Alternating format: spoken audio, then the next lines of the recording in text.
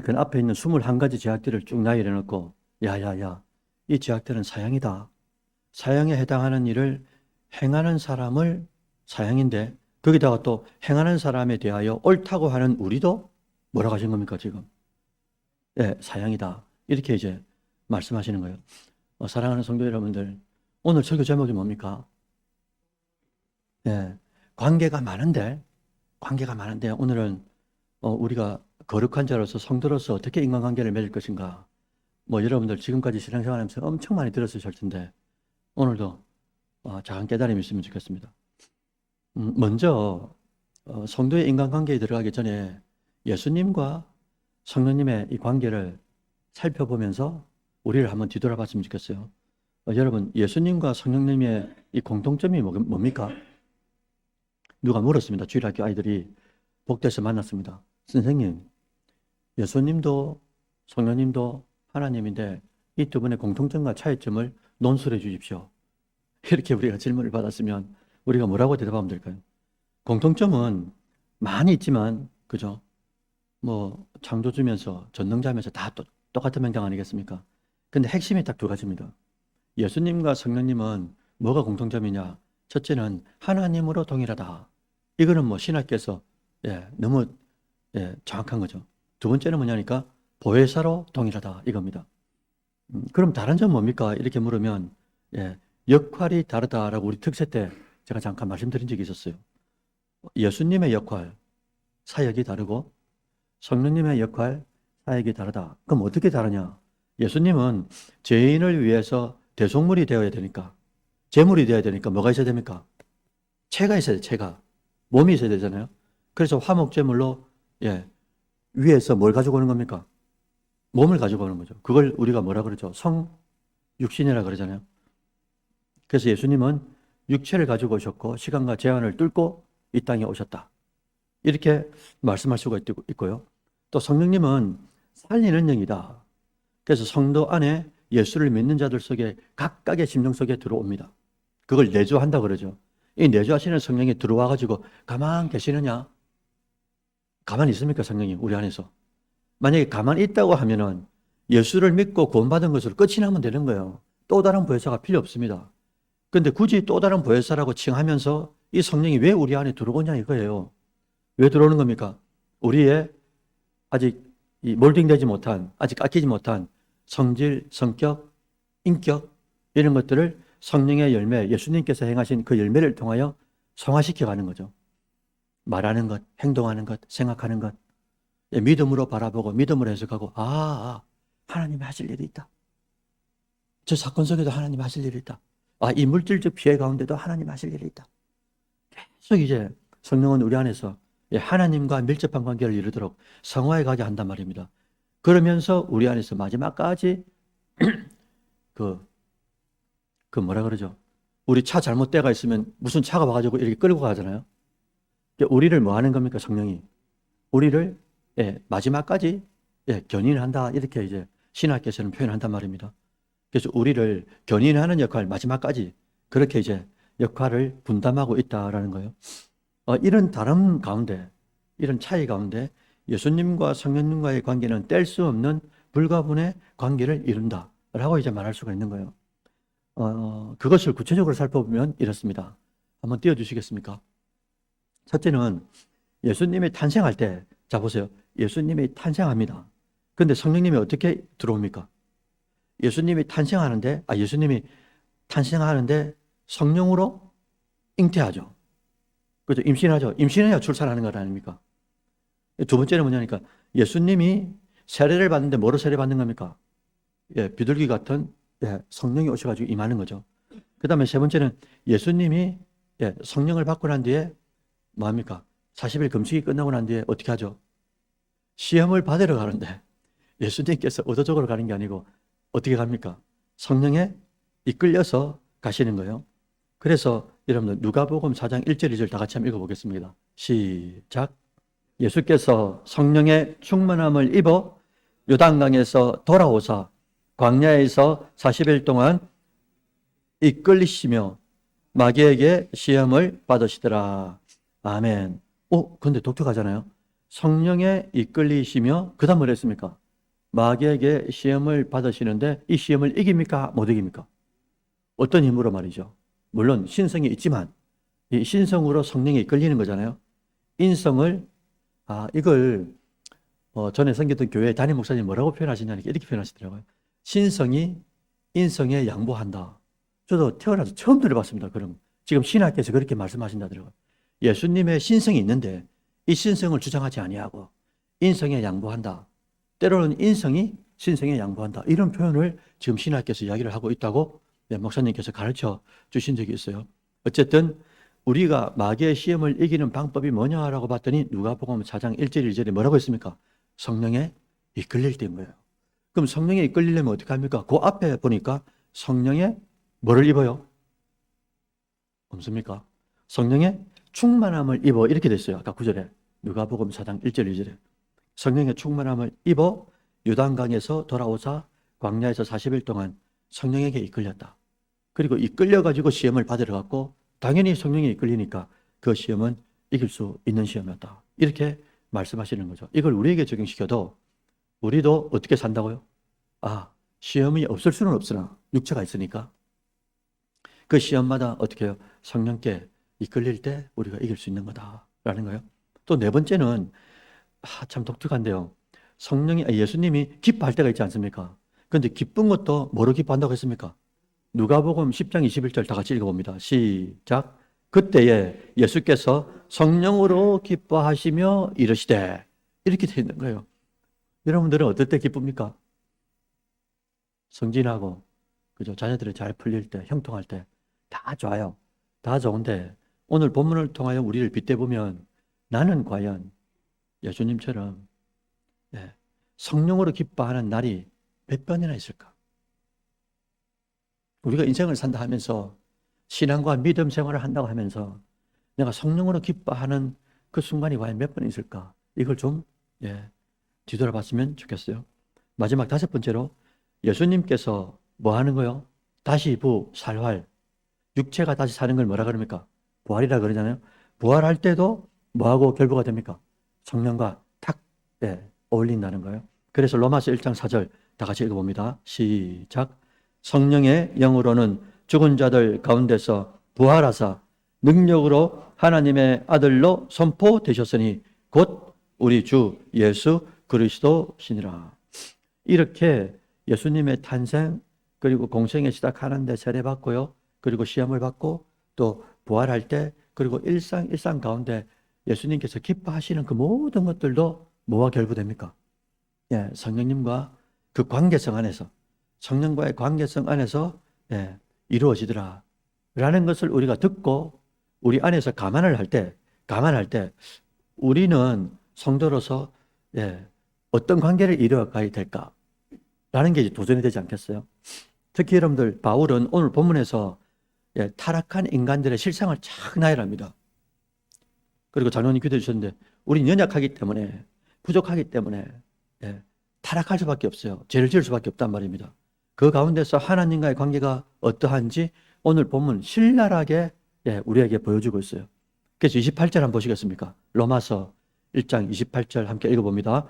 또한 그들이 마음에 하나님을 두기를 싫어하며 하나님께서 그들을 그 상실한 마음대로 내버려 두사 합당하지 못한 일을 하게 하셨으니 그 상실한 마음대로 내버려 두사 합당하지 못한 일을 하게 하셨다.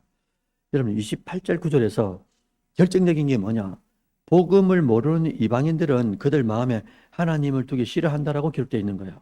자, 이것을 여러분들 쉬운 성경이나 우리말 성경에서 다시 번역한 것을 제가 봤습니다. 보니까 뭐라고 기록되어 있냐면요. 하나님을 두기 싫어하는 것을 이걸 다른 어절로 딱 바꿔놨는데 하나님 아는 것을 하찮게 여겨서 이렇게 됐어요. 하나님 아는 것을 하찮게 여겼다라고 번역되어 있더라라는 겁니다. 여러분, 이게 어디 이방인만 그렇겠습니까? 우리에게도 충분히 적용될 수 있는 말씀이 아니겠어요? 하나님을 마음에 두기 싫어하는 사람에게는 하나님이 어떻게 반응하신다는 겁니까? 그 상실한 마음 그대로 내버려 두신다라는 거예요. 내버려 두신다. 이들은 결국 어떻게 되는 거예요? 하나님을 알려는 마음이 없기 때문에 당연히 본성대로 하나님이 싫어하는 합당치 않은 일들을 하게 되더라라는 겁니다. 그러면 합당치 못한 일이라는 것은 과연 뭐냐? 이게 중요하잖아요.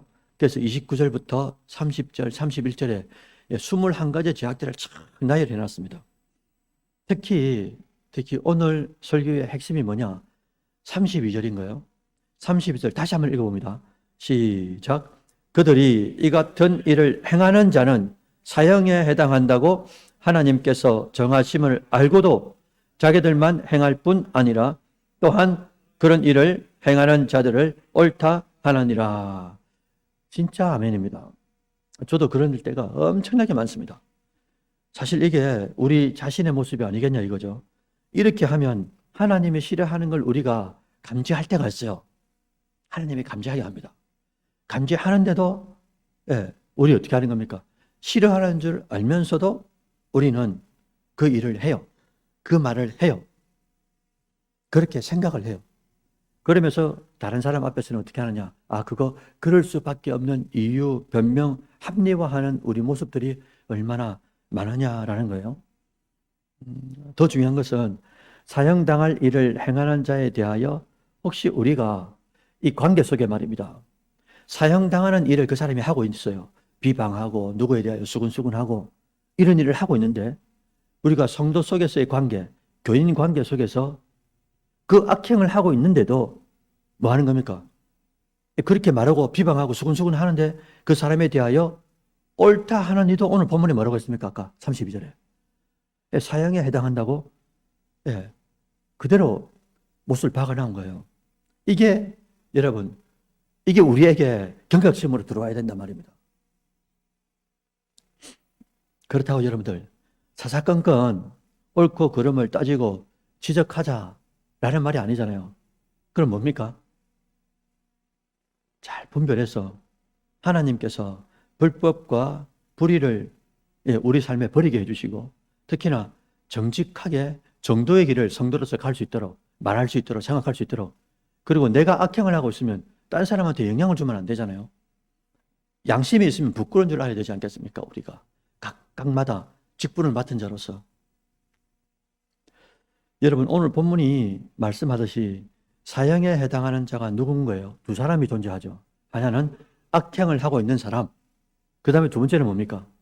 그 악행하는 자에 대하여 옳다 하는 자도 사형에 해당한다 라고 말씀하고 있기 때문에 우리가 이 교회 생활, 신앙 생활, 직장에서나 어디서든지 두 번째 이 32절에 딱 걸려있는 옳다 하는 그 자도 사형에 해당한다라는 것을 우리가 이 신비에 새기면서 늘 주님께서 생각나게 하시는 그 은혜를 쫓아 우리가 이 말씀에 걸리지 않아야 되겠다. 왜요?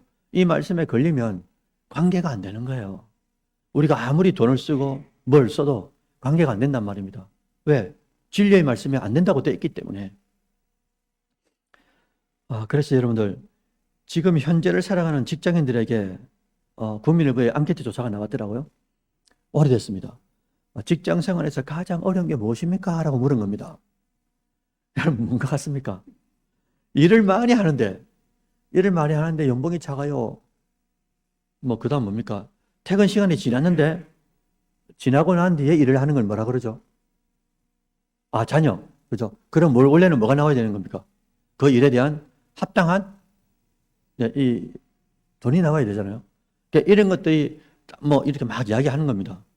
근데 대다수의 직장인들이 뭐라고 대답할 것 같습니까, 여러분들? 사람과 직장 안에서 상사와 관계, 동료들 간의 관계, 이 관계에서 오는 스트레스가 밤새서 일하는 것보다 더 스트레스가 많다는 거예요. 또 양심적인 사람은 뭐라고 고백을 했더냐 하니까 때로는 나도 말입니다. 여러분도 각자도 나도 다른 사람에게 이 모난 이 말하는 것 솔직하다고 말하는데 이 솔직히 다른 사람에게 상처가 될 때가 있는 거예요. 솔직하다고 여러분 다 좋은 게 아닙니다. 그러니까 이 상황과 상대에 대해 우리가 잘 감안을 해야 되는데 그러니까 나는 나대로 뭘 한다고 하는데 다른 사람에게 스트레스가 됐다고 나중에 듣게 되는 경우가 대단히 많더라고요. 나도 그러니까 스트레스를 받는 게 아니고 나도 다른 사람에게 스트레스를 준다고 내가 알게 됐을 때 이게 또 스트레스가 되는 거예요. 자기한테. 여러분, 저는 직분이 뭡니까, 여러분들?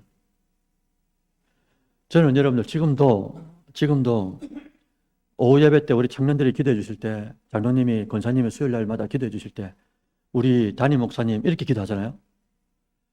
엄청났습니다, 지금. 담임 목사, 여태가 십몇 년을 갖다가 부목을 있었기 때문에, 담임 목사라고 할 때마다, 주님, 제가 진짜 담임 목사가 맞습니까? 여러분들, 담임 목사로서가 아니고, 이제 이 단상에서는, 강대상에서는 사람으로서 조심스러운 게 뭔 줄 아십니까, 여러분? 제가 조심스러운 게 뭐냐면요.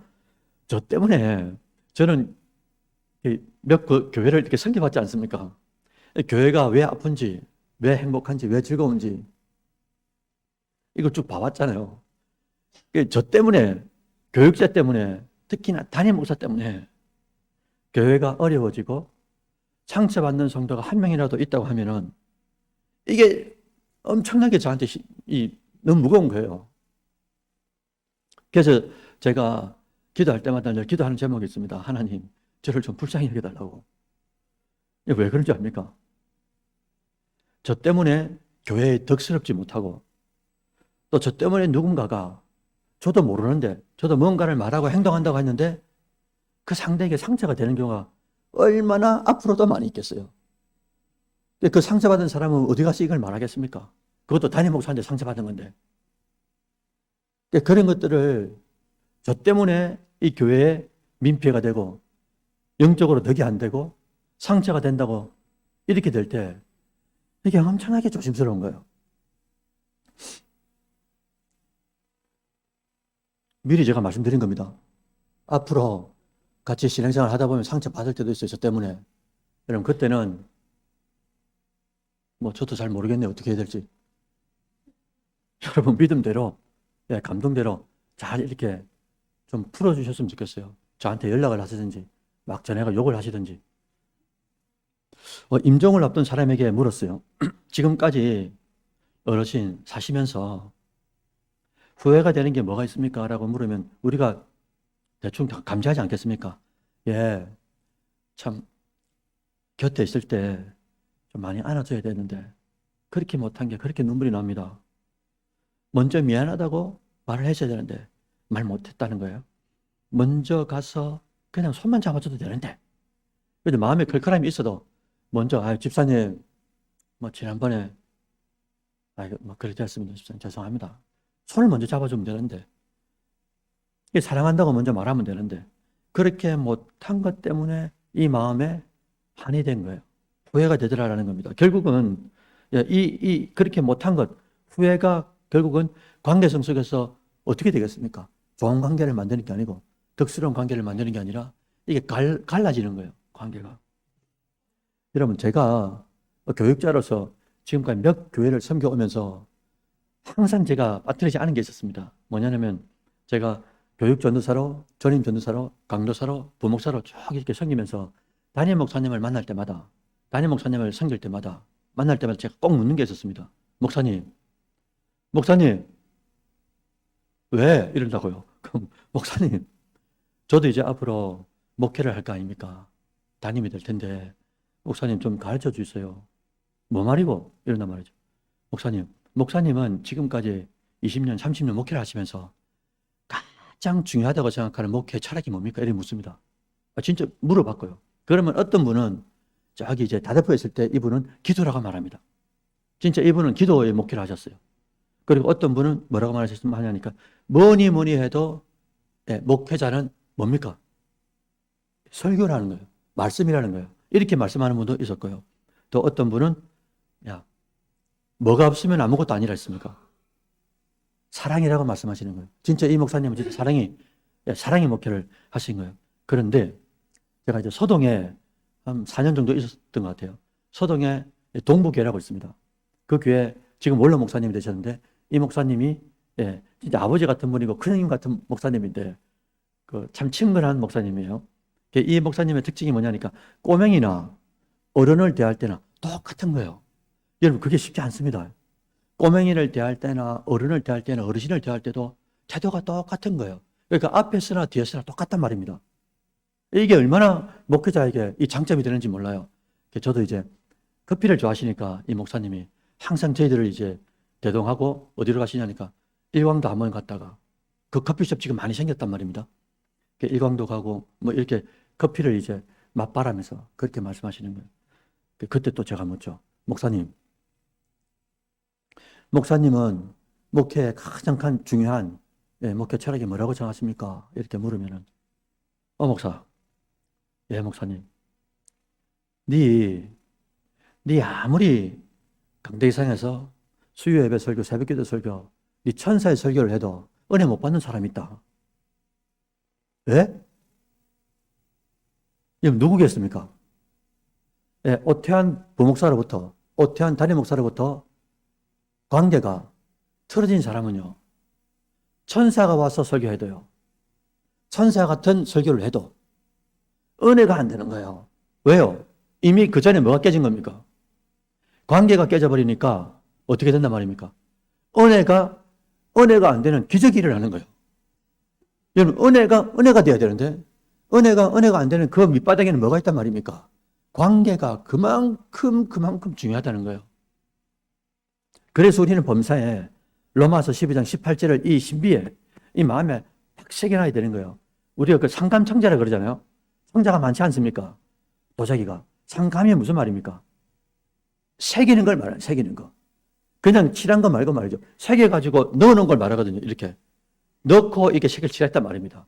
그러니까 바람이 불고 뭐 해도 이게 없어지겠습니까? 새겨놨으니까.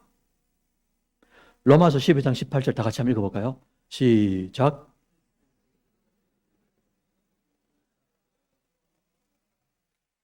아멘이시죠? 이 구절의 핵심은 뭐겠습니까, 여러분들? 말씀해 보세요. 뭐냐면요, 할 수 있거든 이란 말입니다. 그럼 역으로 말하면 무슨 말입니까? 모든 사람과 화목할 수 없을 때도 있다는 말이잖아요. 여러분, 우리가 욕심 부리면 안 됩니다. 안 맞는 사람이 있어요. 까다로운 사람이 있어요.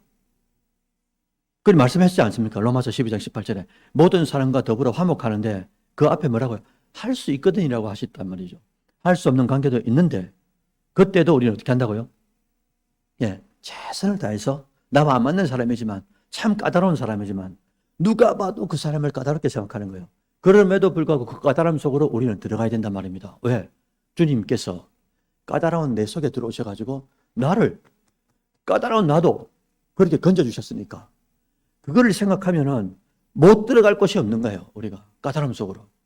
근데 이 믿음이 예수님께서 나를 내 이 밴댕이 소갈딱지 같은 이 속에 들어오셨다는 이 믿음을 깜빡 하니까 내가 어떤 존재인지를 망각하니까 그 속으로 못 들어가는 거죠. 왜? 내 자존심이 남았고 내 자아가 남아있으니까.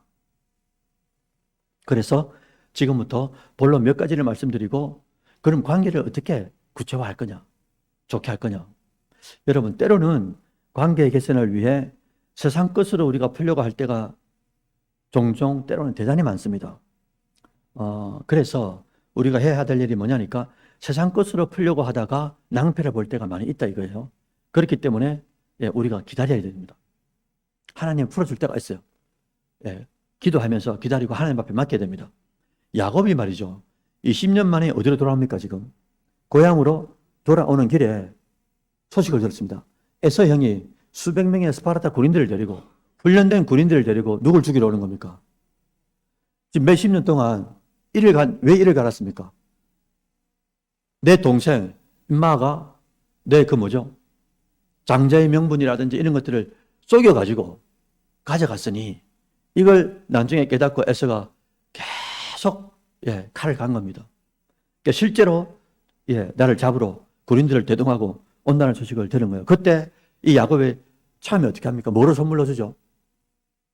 가지고 온 이 물질로 그대로 막 보내봅니다. 에서 형한테. 그랬더니 하나님이 이걸 허락하지 않는 거예요. 많은 물질을 보냈습니다. 보석도 보내고. 그런데 이걸 하나님이 허락지 않습니다. 에서 형이 계속 쫓아온다는 거예요. 그런데 결국 이 에서의 마음을 어떻게 녹입니까? 형의 마음을 뭐로 녹이죠? 야곱이 뭐 합니까? 야복 강가에서 뭐 하죠? 천사하고 씨름하는데 씨름할 때 어떻게 됩니까? 이 대터브라 그러죠. 이게 위골이 됐다 그랬어요. 뼈가 으스러졌단 말입니다. 틀어졌단 말이죠. 이게 천사가 여기를 탁 쳐가지고 틀어졌는데 이 삿발을 놓지 않은 거예요. 그러면 어떻게 되느냐? 야곱이 평생도록 절면서 살았습니다. 그날 밤에 씨름하다가. 근데 그 씨름한 것 때문에 어떻게 됩니까? 하나님이 야곱이라는 사기꾼이라는 이 이름을 뭐로 바꿔주셨죠? 이스라엘로 바꿔줍니다. 여호와 하나님과 겨루어 이긴 존재는 인류 역사상 이 야곱밖에 없습니다. 하나님과 겨루어 이겼다는 이 표현을 이스라엘이라는 한 인간의 이름을 국가의 이름으로 지금까지 존속하도록 하나님께서 그런 영광을 주셨다는 거예요. 오늘 그 본문에서는 또 뭡니까? 그래, 그 다음날 됐습니다. 유고로 됐죠. 절절절절 합니다. 그런데 하나님께서 에서 형의 마음을 어떻게 한 겁니까? 하나님이 에서 형의 마음을 똑같은 에서인데 하나님께서 내가 야곱이 하나님께 씨름하고 그 씨름함을 하나님이 받으시고 에서의 마음을 바꾼 거예요. 내가 하나님께 믿음으로 씨름하고 씨름한 것을 본 이 하나님이 에서의 형을 내가 뭐 한 게 없는데 상대에게 한 게 없는데 하나님이 에서 형의 마음을 바꿨습니다. 바꿔서 둘이 딱 만남을 대동하는데 어떻게 합니까? 만나자마자 부둥켜 안고 입 맞추고 서로 눈물을 흘리면서 그렇게 장면이 끝이 나는 거예요. 그래서 제가 뭐라고 말씀드렸습니까? 초대에. 어떻게 관계를 개선한다고요? 때로는 우리가 물질로 되는 게 아니구나. 하나님이 상대를 만지셔야 되는 거구나. 라는 것을 이 본문을 통해서 우리가 알 수 있는 것 아니겠습니까? 그런데 여러분들, 반대도 있습니다. 반대도 있는데, 우리가 이 하나님과의 관계성만 생각하고 상처받은 관계가 틀어진 저 상대에 대하여 우리가 역할을 안 할 때가 너무나 많아요. 제가 이제 1997년도에 봄날에 참 교회라는 동네를 갔지 않습니까? 가서 지금까지 신앙생활을 하고 섬기면서 교육자 생활을 하면서 느낀 게 뭐냐니까 성도들의 가장 맹점이 뭐냐?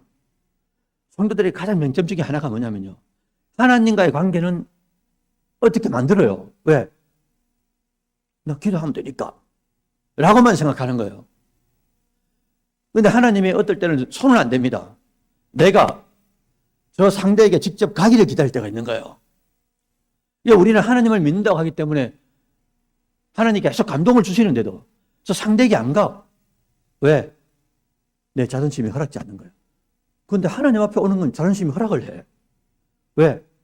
자존심이 필요가 없으니까 하나님 앞에는. 이게 여러분들 우리 크리스찬들 속에 엄청나게 많습니다. 그래서 16년 전입니까? 10몇 년 전에 전도연 이 배우가 뭡니까? 그 주연한 거 있죠. 미랑이라는 영화 보면은 저도 다 보진 않았는데 쇼츠만 이렇게 짧게 봤거든요. 그 장면에 뭐가 나오냐니까 이 전도연 이 배우의 아들이 죽는 거죠. 그 영화에서.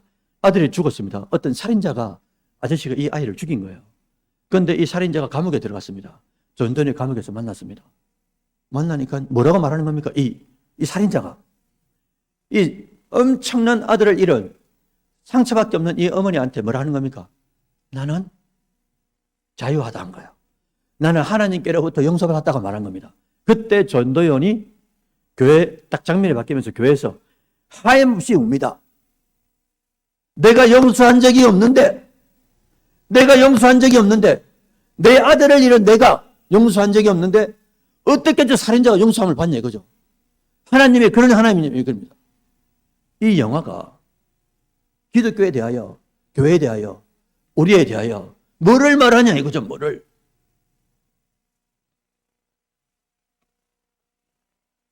그래서 성도가 인간관계를 만들 때 하나님과만 해결하려고 하는 이런 욕심.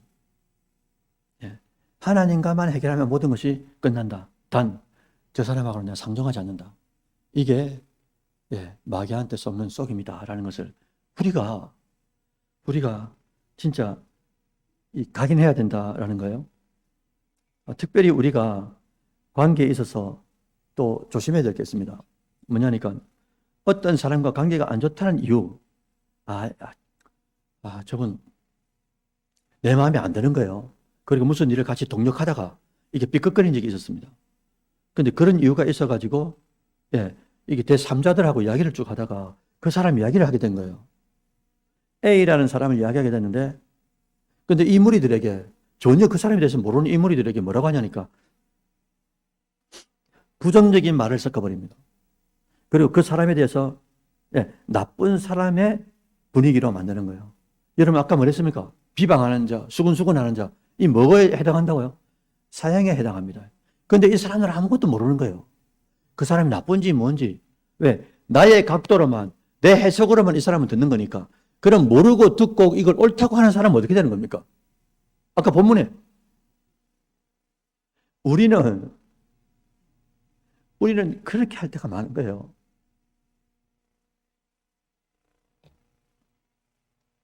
그 삼자들은 아무것도 모르고 그걸 그렇게 이제 묵인을 한다든지 조용히 수긍을 한다든지 이것도 다 소극적인 긍정인 거잖아요. 그 이래 알게 모르게 우리가 죄를 짓도록 만들 때가 대단히 많단 말입니다. 중요한 것은 그렇게 우리가 누군가를 비난하고 비판을 하고 나면 진짜 예수를 믿는다면, 진짜 예수를 믿고 내 안에 성령을 모셨다면 이 성령이 내 안에 평안함을 줄 수가 없어요. 이걸 우리가 영적인 사람으로 감지를 해야 되는 거죠. 아무쪼록 선교 중앙교회 가족 여러분들, 신앙생활이 항상 여러분들 행복한 건 아닙니다. 어려울 때도 있어요. 그 어려움 속에 관계라는 중심이 있습니다. 관계가 깨어질 때 어렵기 때문에. 그래도 여러분들 맥락이 뭐냐니까 신앙생활은 모든 것을 막론하고 신앙생활은 행복해야 되는 거예요. 신앙생활은 여러분들 행복해야 됩니다. 행복하지 못하는 요소가 많이 걸쳐져 있어요. 그 대다수가 관계성 때문인 것도 있지만 그럼에도 불구하고 우리는 행복해야 된다는 거죠. 혹시 여러분들 중에 관계 때문에 힘들어하라 하는 분이 있다면 이 마지막 말씀을 드릴 테니까 이 말씀을 가만히 한번 새겨보시길 바랍니다. 여러분 각자마다 저도 그렇고요. 예수를 믿고 난 뒤에 다른 사람과의 관계성에 있어가지고 얼마나 나 자신이 달라졌는지 한번 쫙 이렇게 팩트 체크를 한번 해보십시오. 아, 내가 믿기 전, 믿은 후, 그리고 믿음이 점진적으로 이렇게 신압으로 자라나면서 성숙해 가면서 작년과 다른 올해가 되고 올해가 다른 내년이 되면서 이 어떻게 달라지냐 이거죠. 부부간의 관계성 속에서도 그렇고요. 직장에서 직장 동료들하고 캠퍼스 학교에서 말입니다. 특히나 교회 안에서 교우들과의 관계도 얼마나 내가 성숙한 사람으로 변화되냐 이거죠. 제가 교회라는 동네를 20몇 년째 다 와가지고 그러면서 충격적인 말을 이렇게 몇 번 들은 적이 있습니다.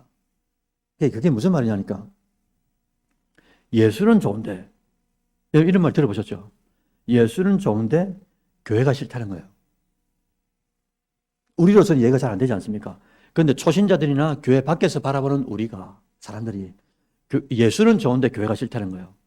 또 넘어가 봅니다. 교회는 좋은데 뭘 하겠습니까? 그 교회 안에 성도가 사람이 싫다는 거예요. 이게 무슨 말일까? 처음에는 그게 무슨 말인지 몰랐습니다, 제가. 그런데 실제로 교회 안에서 또 섬기는 자로서 섬겨보면서 관계를 가져가면서 보니까 충분히 그럴 수 있겠다. 왜? 그만큼 우리가 성도로서 소금과 빛의 역할을 세상 속에서, 소금과 빛의 역할은 교회에서 하는 게 아니잖아요. 본문에 세상 속에서 하라고 되지 않습니까? 세상 속에서 소금과 빛의 역할을 감당하지 못하니 세상 사람들이 보는 것은 어둠밖에 없고 다 맛이 일일은 소금밖에 없으니 세상 사람들도 이 소금을 어떻게 한다고요? 버려버리는 거예요. 진짜 예수를 믿으면 관계의 변화가 어떻게 일어나야 될까? 여러분들 그 사도 바울이 그 감옥에 들어가잖아요. 이 연금을 당합니다. 그런데 딱 자택 연금을 당하면서 어떻게 됩니까? 거기서 뭘 쓰죠? 그걸 뭐라 그러죠? 에베소서, 골로새서, 빌립보서, 빌레몬서죠. 이걸 옥중서신이라고 그러잖아요. 이 마지막에 빌레몬서를 쓸 때 빌레몬이라는 크리스찬에게, 이 유지에게 편지를 씁니다. 편지를 쓰는데 그 전에 이 사도 바울이 어디에서 오네시모라는 사람을 만납니다. 우리 형님입니다. 옷이. 오네시모를 만나는데 성경에 보면 우리 형님들 많습니다. 누나도 있고 오바댜 또 그 나오미의 며느리 누구죠? 그 룻 말고 아니 그러니까 나오미의 며느리 오르바라고 들어보셨어요? 오르바 그죠? 오르바도 있고 룻도 있고 그렇지 않습니까? 그리고 또 여기 나오죠 지금. 네, 뭐라 했습니까? 네시모 형님이 나오는데 원래는 빌레몬의 종입니다. 빌레몬의 종인데 이 오네시모가 도망을 칩니다. 그 당시의 시대로 해석하면 도망을 친 종을 잡으면 이건 죽여도 아무도 할 말이 없는 거예요. 그런데 도망을 쳤는데 도망을 친 그 상황에서 이 오네시모가 우리 형님이 예수를 믿게 돼버린 거예요. 예수를 믿고 사도 바울이 빌레몬에게 편지를 씁니다. 야야야 빌레몬 내 소식 들었다. 종 도망갔다면서. 근데 이 녀석이 예수를 믿고 나의 신복이 돼 있다 이렇게 말합니다. 본문에 빌레몬은 한 장밖에 없잖아요. 1장 거기 몇 절에 보면은 내 신복이 되어가지고 내 오른팔처럼 되어 있다. 그러니 이 친구를 다시 돌려보내니까 오네시모를 돌려보내는데 네가 종으로 받지 마라 이랍니다. 종으로 받지 말고 그 다음 뭐라고 나온 줄 압니까? 형제로 받으라 합니다. 형제로. 여러분 그 당시에 주인이 도망간 놈을 잡아가지고 죽이면 그냥 조용히 끝납니다. 근데 종을 받는 것도 이게 대단한데 다시 받아들이는 것도 대단한데 이 직분을 종으로 받는 게 아니고 뭐로 받는다고요? 형제로 받으라고 했었어요. 빌레몬이 이걸 어떻게 받습니까? 사도 바울이 편지를 쓰니까 그대로 받아봅니까? 그대로 받아는 거예요. 빌레몬이 오네시모를 말입니다. 왜? 어째서 그게 가능하냐 이거죠. 그 이유는 빌레몬에게 예수가 있었기 때문에. 예수가 어떤 존재로서 빌레몬 마음에 정확하게 각인이 되어 있으니까 네, 사도 바울 선생님 알겠습니다. 네, 종이 아니고 나와 같은 크리스찬으로서 형제로서 오네시모를 받겠습니다. 여러분들 복음이라는 게 뭡니까? 그냥 예수를 믿고 제사함을 받는 것으로 끝나는 겁니까? 여러분 그 무엇으로도 갚을 수 없는 그 진짜 제사함이라는 것을 우리가 믿어요. 믿는데 믿고 교회를 다니고 신앙생활을 하는데도 왜 우리가 관계를 개선 못하냐 이거야. 왜 그렇게 했습니까 여러분들? 부부간의 관계도 진짜 내가 예수를 믿는데 자녀와의 관계도 부모와의 관계도 직장과의 관계도 왜 껄끄러움이 있냐 이거죠. 그 이유는 예수를 제사함의 도구로만 받기만 하고 내가요. 예수를 제사함의 도구, 구원의 도구로만 받기만 하고 그 제사함을 주신 예수님이 왜 제사함을 주셨는지 제사함 이후에 내 삶이 어떻게 돼야 되는지 이 책임의식이 내 안에 없단 말입니다. 받는 데만 익숙한 거예요. 구원을 받고 은혜를 받고 제사함 받고 이것으로 끝이 나다 보니까 그 다음 단계에 연결되어 있는 이 가교 역할을 해야 되는 뭡니까? 제사함 받은 자로서의 1만 달란트 20조라 되는 이 돈을 갚을 수 없는 돈을 탕감받았는데 100데나리온 되는 이 돈을 갚지 못하는 거예요. 그러니 주인이 어떻게 하는 겁니까? 그래 알았어. 다시 불러가지고 나올 수 없는 감옥으로 들어가게 된다. 예수를 구원의 도구로 믿는 것으로만 그치지 마시기 바랍니다. 예수 믿고 제사함을 받았다는 것만 생각하면 안 된다는 거죠. 그러나 참믿음은 예수님께 받은 그 사랑을 일상에서 실천하려고 진짜 믿는 사람들은, 진짜 예수를 믿는 사람들은, 심중에 모신 사람들은 예수님처럼 살려고 애쓰는 거예요. 힘씁니다. 물질 씁니다. 자존심도 씁니다. 죽이려고 쓰는 거예요. 죽여야 주님께서 드러나기 때문에. 그것이 바로 예수님의 갚을 수 없는 은혜를 갚는 길이기 때문에 그렇다는 거예요. 사랑하는 여러분들, 관계성이 쉽지 않은 사람이 우리 주변에 있어요. 그렇다고 나와 맞는 사람과만 어떻게 관계성을 갖겠어요. 그러나 예수님 때문에 빌레몬이 오네시모를 용납하듯이 우리도 예수님을 잘 믿고 그 믿음 가운데 성숙한 관계를 만들어가는 여러분들이 되시기를 주의 이름으로 축원드립니다. 오늘 우리는 성도의 인간관계라는 제목의 말씀을 받았어요. 로마서 몇 장 몇 절입니까? 1장 28, 29, 30, 31, 특히 어디라고요? 32절이라고 말씀을 드렸어요. 하나님 두기를 싫어하는 수많은 죄악들을 행치 말고 특히나 그렇게 행하는 자를 뭐 한다고요? 옳다고 하는 그 사람도 우리도 조용한 소극적인 그 긍정도 어떻게 된다고요? 사형에 해당할 수 있다라는 이 죄악성을 반드시 우리가 기억해야 될 것 같고요. 또 성도로서 진심으로 그 상대를 생각한다면은 진심 어린 조언, 눈물의 책만도 필요할 것 같아요. 제가 청년들을 쭉 섬겨오면서 청년들에게 교회마다 늘 한 말이 있었습니다. 그게 뭐냐니까 이 청년들마다 교회마다 다 분위기가 다르거든요. 그게 목사님, 청년부가 어떻게 부흥하면 되겠습니까? 이렇게 물어요. 그럼 제 마음속에 항상 이 담아놓은 말이 있습니다. 그게 뭐냐니까 그렇죠. 정한쌤, 그렇죠.